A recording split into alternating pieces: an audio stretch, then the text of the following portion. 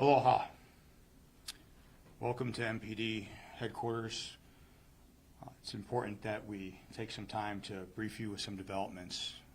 I'd like to begin, as I have since this began, and mention what we need is patience. We continually need your prayers, and we need to persevere through this.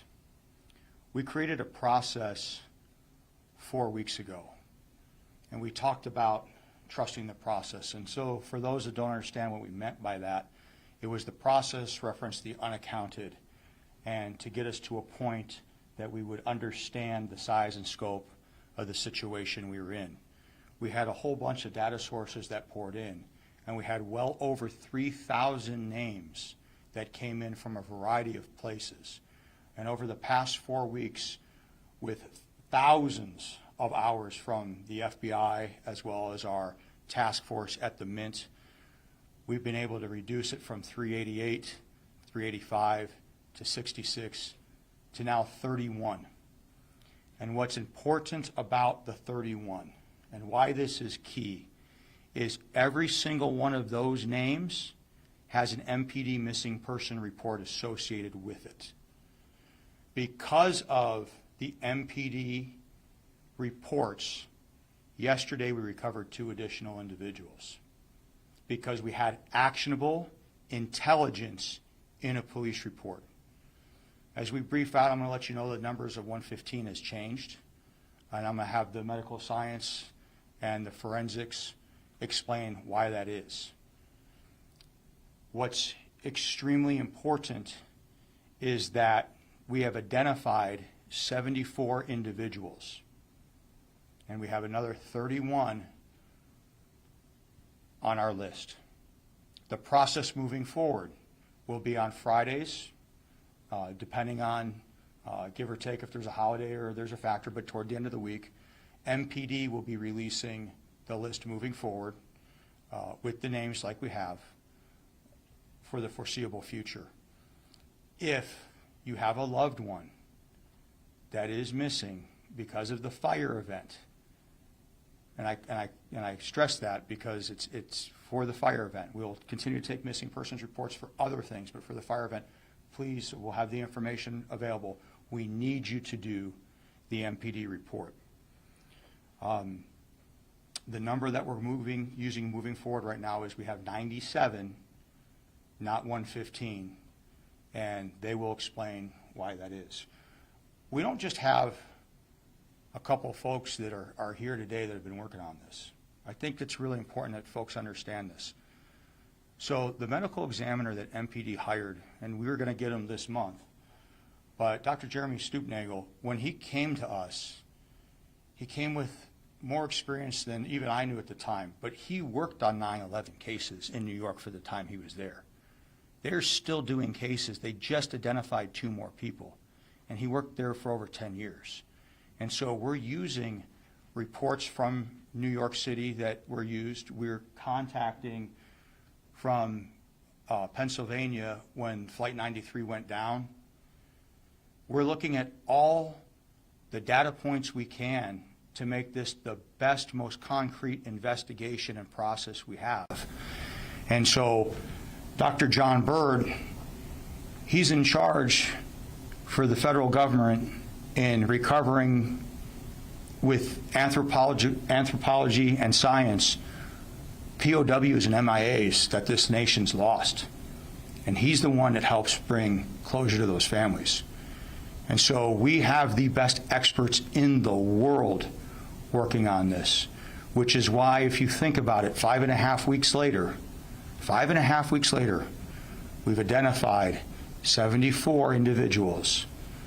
We've got DNA profiles on 95 individuals.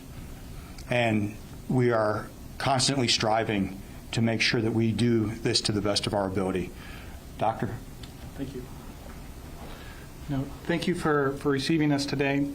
We are continually working. So far, of the people that have come through our office, we have 96 discrete human remains. We've done approximately 199 different recoveries with the understanding that many of the people who are coming through our office, because of the fire, because of the heat, because of the situation of this being a mass disaster, many of them are down to the bones. Some are fragmented. Many of them have required secondary and even tertiary recoveries. We've worked to reunify people, to have them as whole as they're going to be, to make sure their remains are whole when they go to their families. We're also working with some people who have come together and to separate those two people out and make sure that each family member has unaccountable human remain being able to be delivered to them at that time.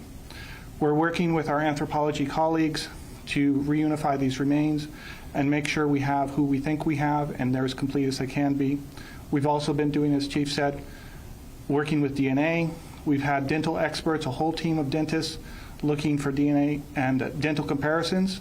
We're even looking at surgical hardware, pacemaker serial numbers. We're trying every single modality we have to make sure that we identify these people. It does take a lot of time. This is a mass disaster.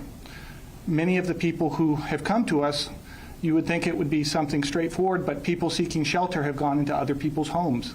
They're in different cars, they're in different places, they're in places they're not supposed to be. So with the help of our FBI agents and leads and the help of the community, we've been able to track down addresses and people and find where they are, where they should be or could be. We're doing everything that we can to make sure that we have these folks as complete as possible and to strive forward and bring closure to the community. Thank you for having us here, and thank you for receiving our information. Hi, I'm John Bird. I'm with the Department of Defense, and we're here through FEMA to support Chief Pelletier and Dr. Stupnagel through this process as long as it takes to get a satisfactory conclusion to the work. We've been doing search and recovery operations down in Lahaina for about a month now. You may recall we had in a lot of teams with dogs, and we went through a lot of different types of searches. We're kind of the final type of search. We go through very carefully, kind of the fine-tooth comb approach, and we've been ensuring that where we do find remains, that all of the remains get recovered and brought to the forensic center so that they'll go home to their family. We've also been following leads that come from those missing person reports that the chief talked about. And the information in the missing persons reports has been used by us to go out back down to Lahaina and search specific locations to try to find the remains of the persons that are believed to be still there. And we've had a fair bit of success with that. And so those missing persons reports are extremely important for us to reach finality on these searches for our missing persons. We're very honored and pleased to be here to help the people of Maui. Most of us are from Oahu. We've been based in Oahu for decades, so Hawaii is home to us as well, even though we're a federal organization. And we hope that we can help as much as possible and bring this to a successful close. Thank you. Now we're going to open it up for questions. I think we're going to do two each. But before we do that, I think what's really important and what's really key, we talked about doing it fast or doing it right. We have to do it right. And I think with what we're seeing right now, for the first time, we have a clear picture of what we have. And if you think about the 74 identified, and then the 31 current reports at 5.5 weeks, it kind of gives you an idea with the number that we're also talking about, 97. I'm not giving you exactly where we're at when this is all done. I can't do that, but I think for the first time, we now have a clearer picture of what exactly this is. There's been a lot of different information that's gone out there. We had our own senator on the Senate floor talking about misinformation and other actors and people doing some things for nefarious reasons. But we have an obligation. We have an obligation to our community to make sure we do this right by them. And just think about this, and here's what the most important part is. for the very first time we discussed today, for the very first time, we legitimately have a chance. We legitimately have a chance to identify every single person we lost and to reunite them with their family. And so in the midst of all this tragedy, there's a little ray of hope right there. And so that really is incredible. It really is amazing. So I know that my PIO, Alana, is going to help with the questions.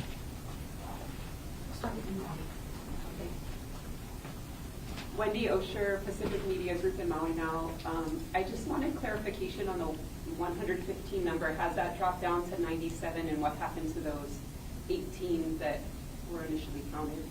Okay, so the question is, what happened to the number of 115 dropping down, and as far as those 18 being unaccounted for now? Dr. J? Yeah, I can help with that. Now, this is actually a really good question.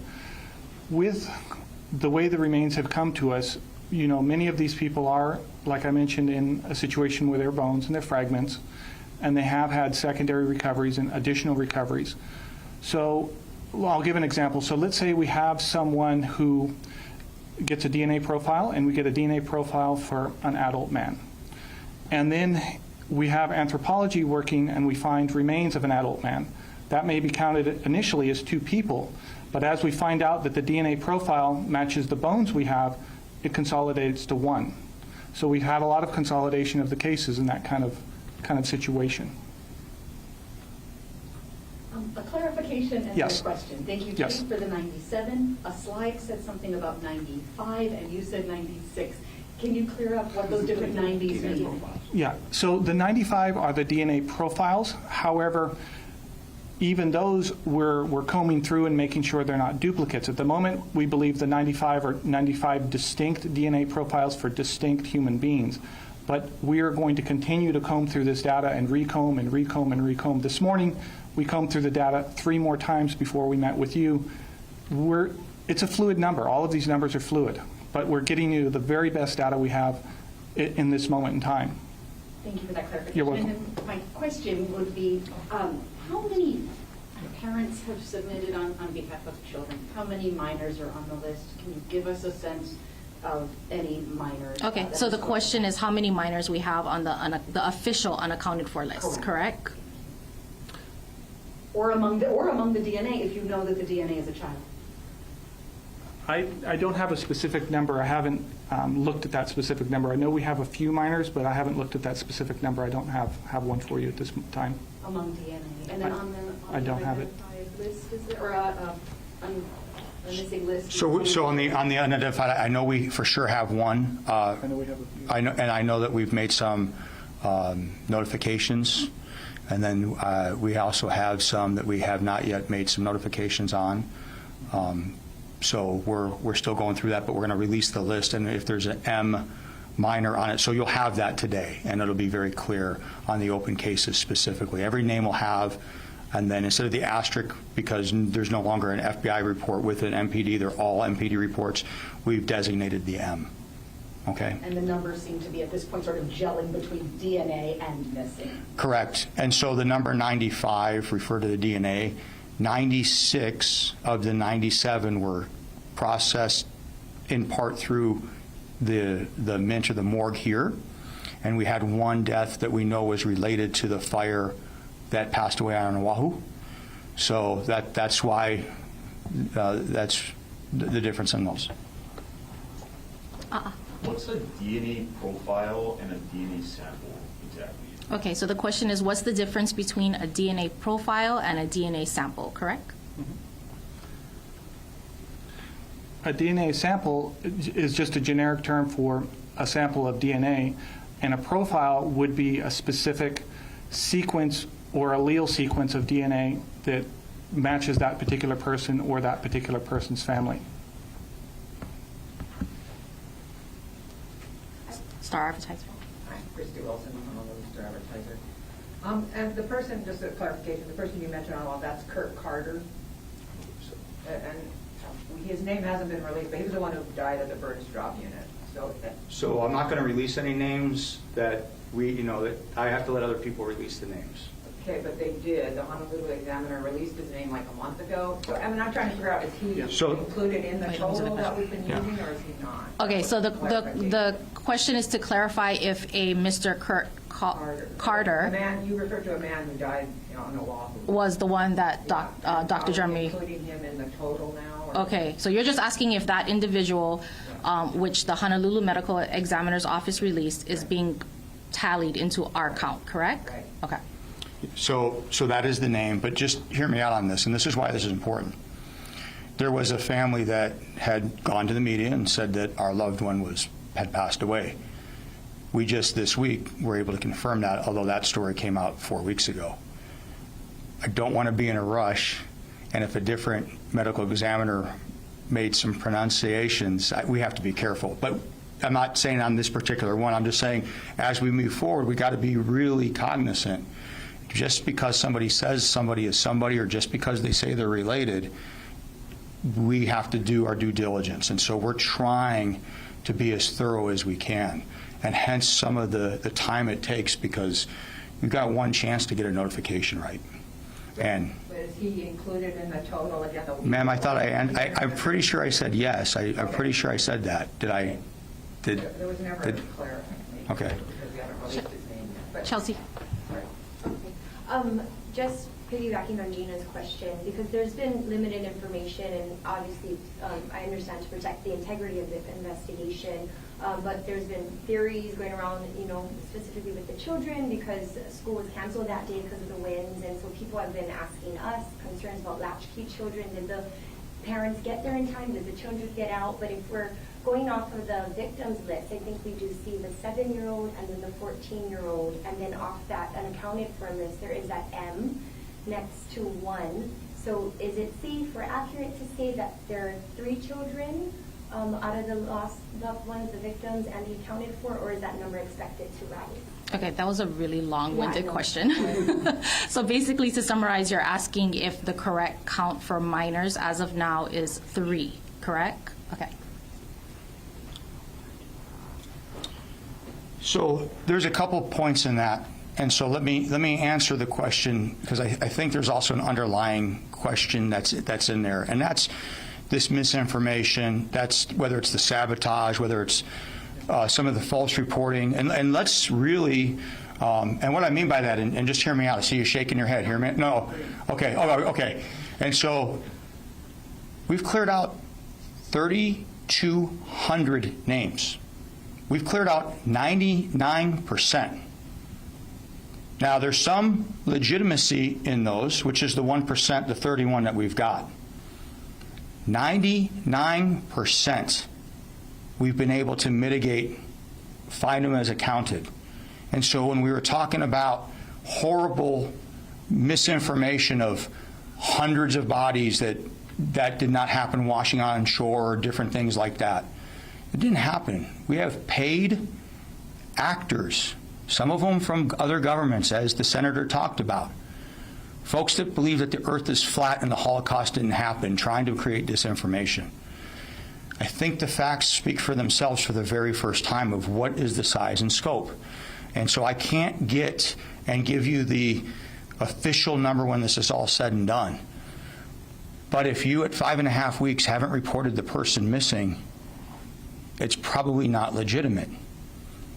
And so moving from this day on, the only numbers we will count as unaccounted for will have an MPD missing persons report for this. And therein lies the clarity. And so we're only going to give the names when we release them if they're a minor, and we've got that. And we're only going to release the M on the unaccounted for list as we do.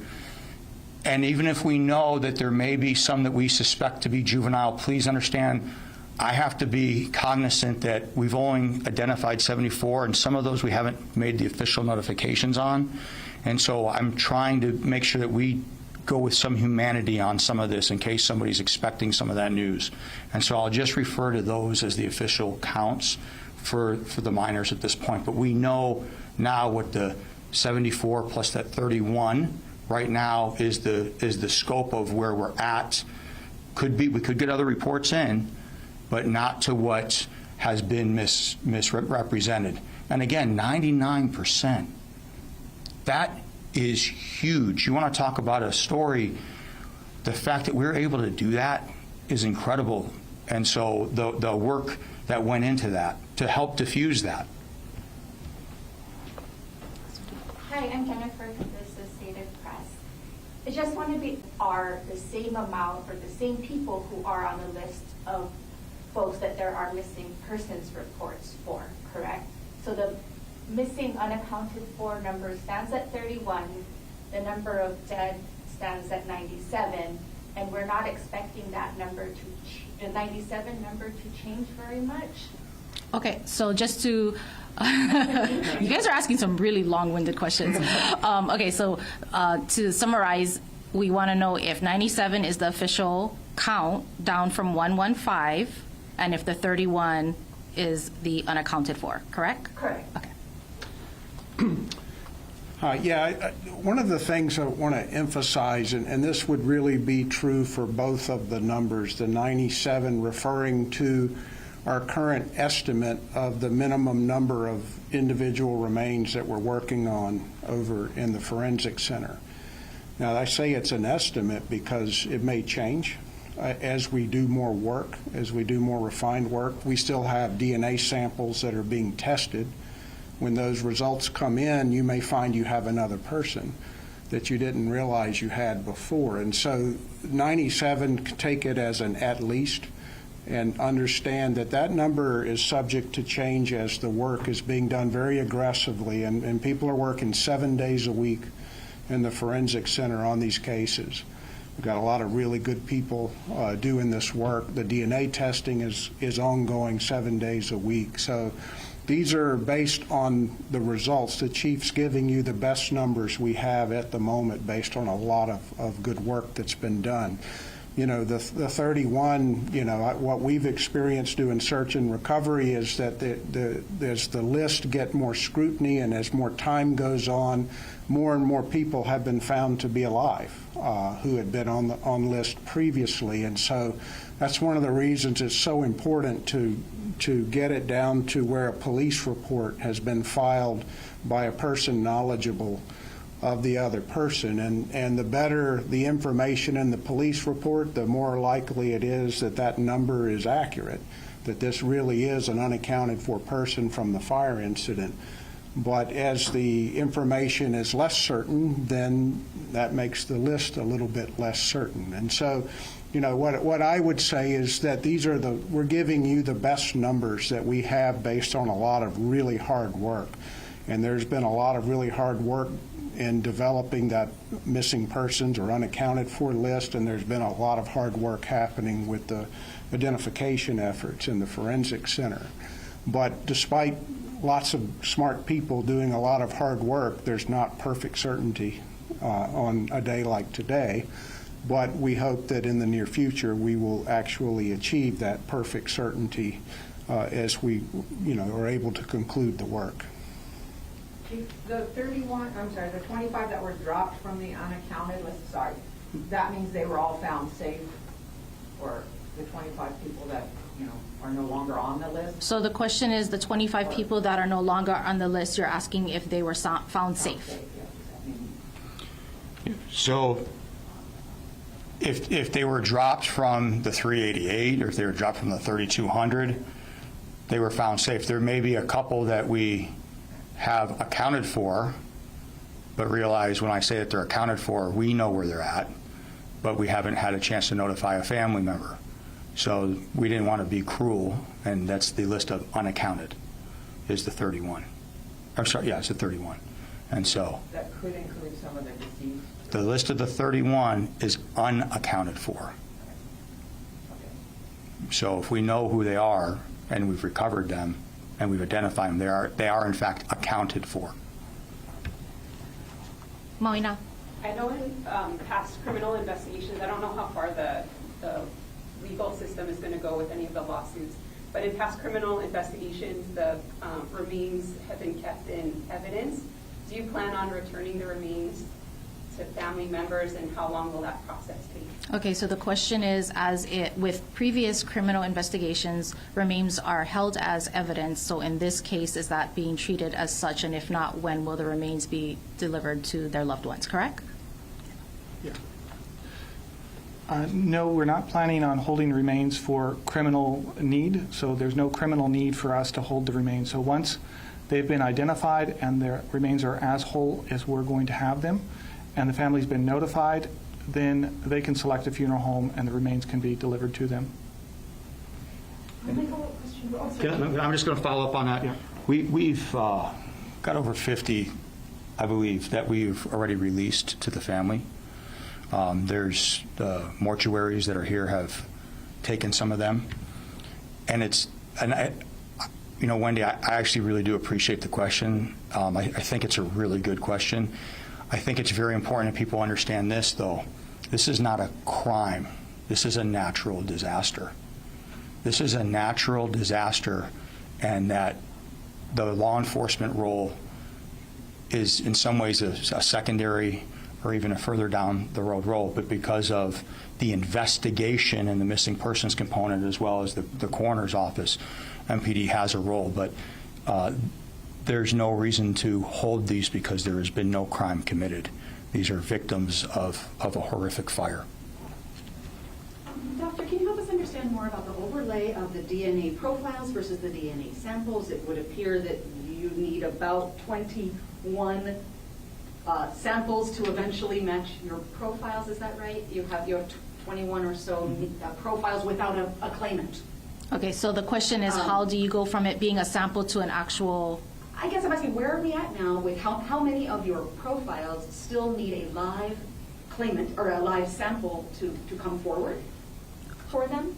Okay, so to summarize, how does a DNA sample become a DNA profile become a DNA sample? I think No? they're two different things. I think No? the profile comes from the deceased, the sample comes from the living, so that you can make the match. Yeah. Okay. And yeah, so if you could explain, how many more people do you need to come forward from your missing list? How many samples do you have from the living who are saying, I have a missing person, 31 people, I have a missing person. But one slide said you have 12 samples, so do you need a couple dozen more people to come forward with samples? That's 12. On the other hand, for the deceased, will you eventually, if there's a profile that eventually someday has no claimant, has no sample, will you put it through a public database? Are there 23andMe's? Is there some other kind of thing you can try to find them a match somewhere, somehow? I'm not going to lie. I don't even know how to summarize that, Gina. So as long as Dr. J understood it, I'm going to let him answer that. You guys are killing me. So let's see if I can go through this. Okay, so we have, as I remember, about 90 DNA samples, 95, somewhere in there. Some of them do not have family reference samples. So what I mean by that is, okay, so first we need to have a sample from the decedent. Some of the samples are difficult to test. In fact, the lab is actively testing about 12 difficult samples right this moment. We're probably going to send them 2 more today, or two more in the near future. So then once we have the decedent sample, we check for the different alleles and make sure we have a match. So those will be the different categories of DNA that we'll check for. It's not a 23andMe. It won't show what kind of person it is. It's basically just a match of different markers in their DNA. Then we have to have the family reference sample to compare it to, because without a family reference sample, we can't compare it to anything, and it just sits there. So if we have somebody who does not have family or family doesn't come forward, having the DNA sample from the decedent alone will not give us an identification, and there's no other database for us to go to get DNA from, not 23andMe or anything else at this time. And it becomes very, very difficult. So we do need families to come forward and provide DNA samples, especially if they have not received, if they still have an unaccounted for relative and they still are struggling to find that person, they need to step forward and give us a DNA sample if they haven't. And it needs to be direct blood relative, and the closer they are related, the better the sample will be, because the more overlay of DNA there is. You know, a third cousin is not as related to a brother, sister, mother, father. So that's kind of where we are with that, if that answers some of your question. I think it does, and then I guess people would ask, okay, out of your 31 reports, have all 31 given you a DNA sample, or are you still needing to get that from those family members? think Dr. wanted to add. Yeah, please jump in. Yeah, let me just add a couple of more things of why, for example, the number, we have more remains that we're telling you than we have profiles. One of the reasons is because we determine the number of remains anatomically, and then we take DNA samples, send them to the DNA lab, they return back a result, and those results collectively tell you how many unique profiles you have. So that's kind of the process. But we're also making some identifications dentally. We have dentists working in there 7 days a week. And if we make a dental identification and we didn't have a DNA family reference, it's okay. That identification gets made by the doctor and we move on. So we may not end up getting all of those family reference samples, and we may not need all of them, but if there's somebody still on that list of 31, and their family has not contributed a sample, then I would consider it urgent, very urgent for them to provide that sample. Absolutely. And the DNA question, the questions today really are very good. 199 family members have provided DNA. And so of that, we've made 74 identifications. There is a little bit of protection that I can't give you. Some of that I have to respect it because none of this DNA is being used for any reason other than this particular identification. We're not entering it in any criminal database. We can't do anything with it other than match for this specific incident. If, just like the doctors have said, if you have a loved one and we have not made a notification, as many immediate blood family members that can provide that DNA, they need to do so because it will help tremendously. And that's really what we want, and so I would tell you that the number that you saw and what Dr. Bird was referencing is you have 95 unique profiles we've identified. We have 12 others out there. Those could be 12 new ones, but they also could be replications of the 95. And so I'm showing you as transparently as the purpose of this was not to confuse anybody, but was to show transparently this is exactly what we've got. We're laying it all on the table for you. We've got 74 that we've identified, 31. And so you can do the math and figure that number out. We've got 95 plus 12, and it could be as high as that much, but they could be duplicates because we sent a femur and we already have the other person identified, and we didn't know we had a femur of that person because you can't figure it out. So we're giving you a couple different metrics here to see what this picture is. And so if you want to say, well, 74 plus 31, or you want to say 12 plus 95. But I didn't do that purposely because I'm not going to tell you that's what the actual number is. I'm just trying to give you all the data and let you guys digest it and report it as appropriately as you can. I hope that helps. KTV4? Oh, Hawaii News Now? Good. Associated Press. Hi, sorry. So, people are going to be like, what? It was 115 and now it's 97. I just want to be extra clear when we're explaining this to the world, right? Like, okay, so part of the reason was because, they might have had like a DNA sample and remains. And for some people, you had both. For some people, you didn't have both. And so you guys had to kind of there was some commingling going on, so you had to kind of separate that out. And then, but then for the 95 that you have profiles for, does that mean there's 2 that you just don't have anything for, or there's the 12 factors into that somehow? And then the medical examiner, are you the medical examiner for Maui? Because I thought Maui is coroner through the police chief. Yes. So Maui has a medical examiner. Okay, so I'm going to summarize the easiest part of your question, which is who is the coroner versus who is the medical examiner, and then clarification on the numbers one more time as far as the DNA sampling and profiles, correct? And why there's, to just explain why we were at 115 and now. Okay, and how we went from 115 to 97. Okay, correct. Thank you. So the Office of the Chief of Police for this county, as well as the other neighbor island counties, is also the coroner. I'm not a medical examiner. I'm not a doctor. And so I am lucky that I was able to hire the best in the business, and we lured them over here. And so that's who does the medical exams. And before we had them, we shared a few with some of the other neighbor islands, and they're the ones that did the different autopsies and things like that. I will let them answer some of the DNA questions because they're far better at that. So I'm going to go ahead and do that. Yeah, so this lower number that we're arriving at is actually a number that you know, it's good news to have a lower number, that's for darn sure. But with the different profiles and other samples that are out there, there's a lot of moving parts and a lot of things that we're reunifying. And so as we work the cases and work the numbers and work the samples, things are coalescing into lower numbers. So it's hard to explain because there's many steps along the way and many different processes to get to these numbers. So it's not, you know, it's like a very complex equation to get to where we are. Yeah, if you can explain it better, it's super complex. This is not unlike the kind of work we do in our POW MIA mission, where estimating numbers of people that have come into the morgue or to the laboratory for analysis is oftentimes very difficult at first, and then as you do more and more examination, more and more testing, it becomes more and more clear until eventually you settle on the exact right number.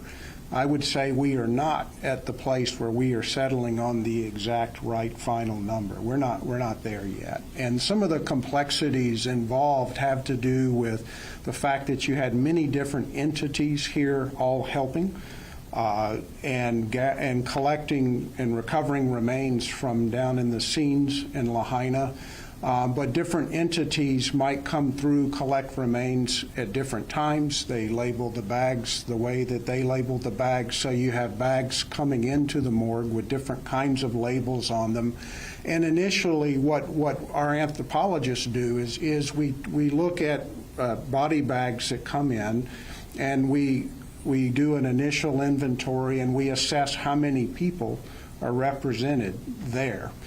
And when you do the first tally of all those that have come in, the number tends to be too high, because as you begin to do more analysis and examination, you realize that actually you got two bags that were the same person, or you have two bags that were the same two people, but you didn't realize that until you did the work to analyze specifically what you have, and you often get the DNA results back, and the DNA results also inform the process. So I think it is normal and natural that the number starts out a little bit too high on the morgue side and then eventually settles until at some point it's going to be a final accurate number.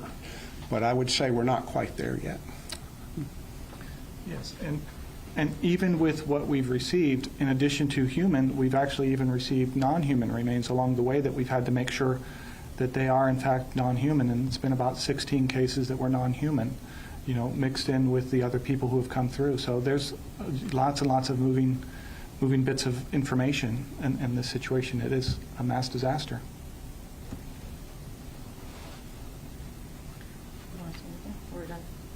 No. Well, thank you all for coming. Everyone have a safe weekend. Thank you.